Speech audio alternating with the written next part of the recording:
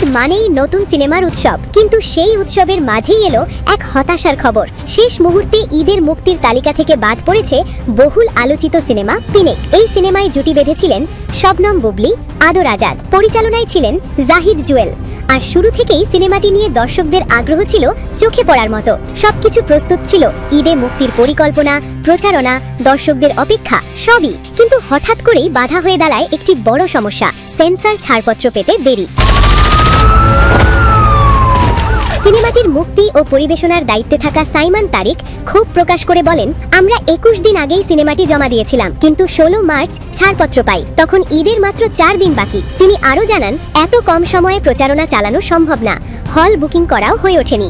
সাইমান তারিকের অভিযোগ, অন্যান্য সিনেমা দ্রুত ছাড়পত্র পেলেও পিনিক আটকে রাখা হয়েছে। এতে প্রযোজনা প্রতিষ্ঠান বড় ধরনের আর্থিক ক্ষতির মুখে পড়েছে।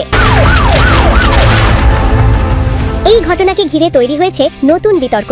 সব মিলিয়ে ঈদের মতো বড় প্রতিযোগিতা থেকে ছিটকে গেল পিনিক। যে সিনেমাটি হতে পারত ঈদের অন্যতম আকর্ষণ, সেটিই এখন অনিশ্চয়তার মুখে। এখন প্রশ্ন একটাই, কবে মুক্তি পাবে পিনিক?